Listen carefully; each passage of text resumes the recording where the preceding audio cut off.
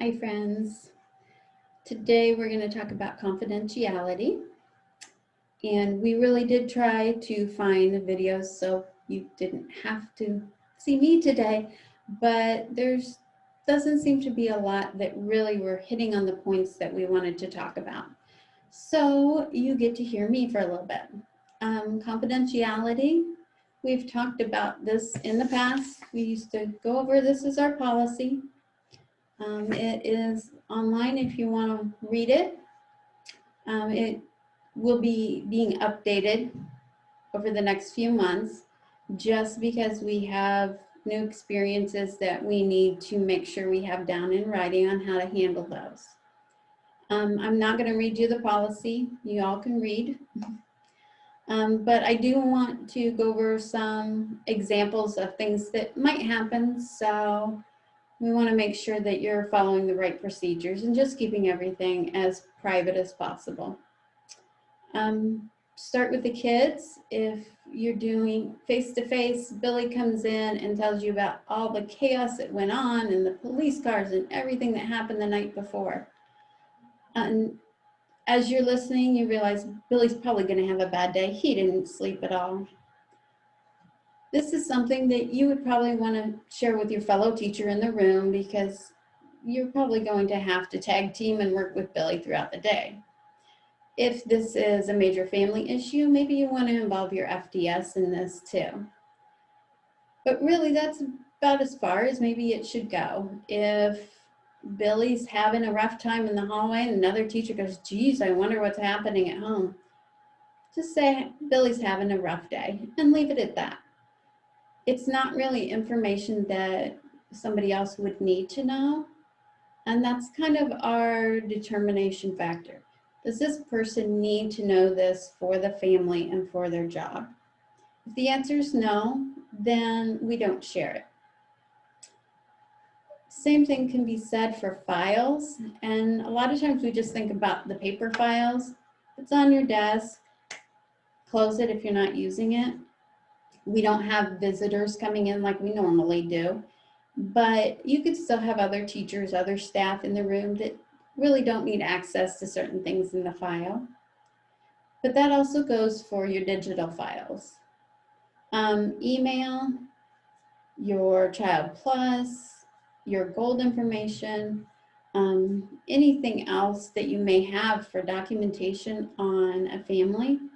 Just make sure that you're either closing out of it or you're reducing it so that it's not there for somebody to walk by and see.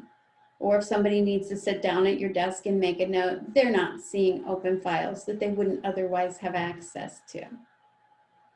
And one of the new things that we're really talking about this year is staff to staff confidentiality.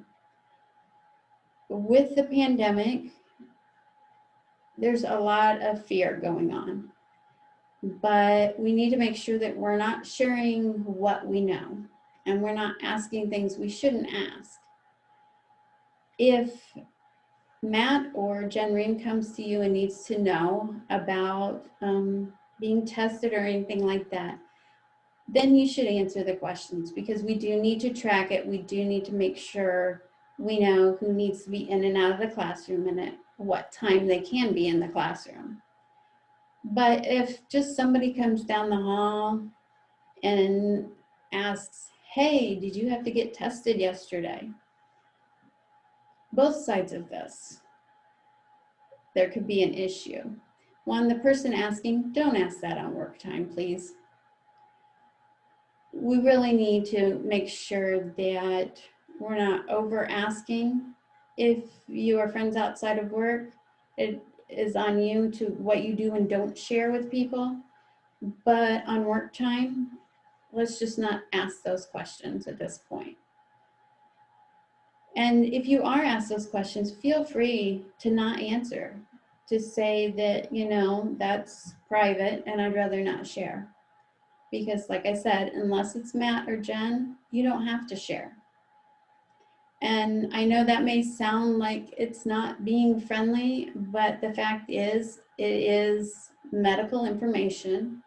And that is covered by HIPAA. It's privacy information, and you do not have to share that with people.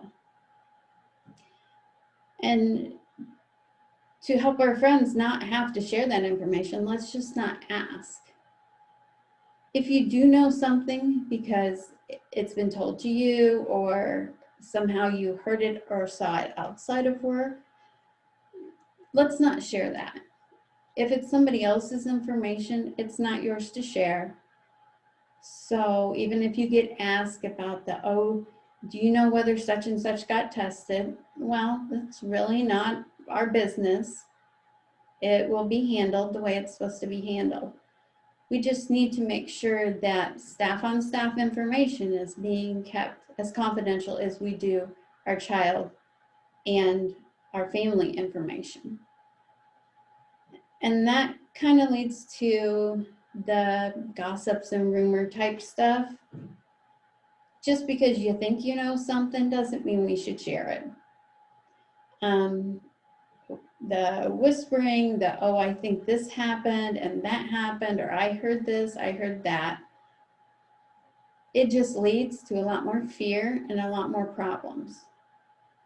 So whether you're the one going to say it, stop and think, do I really need to share this?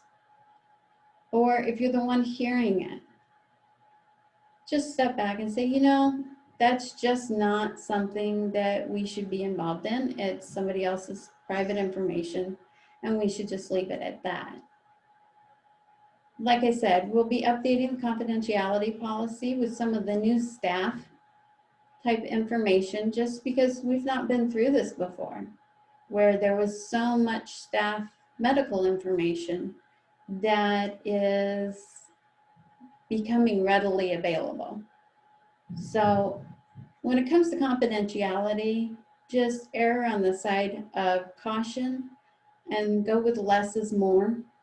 The less we share, the less we have to worry about information being shared that shouldn't be. And at this point in time, there's a lot of that information going around.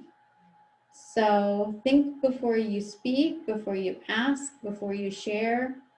Just make sure it's a need-to-know basis, and we're not giving away more than we really should about anyone. If you have any questions, like I said, you can read the policy, or you can give us a call at central office, and we will help you work through anything that may come up. Thanks, friends.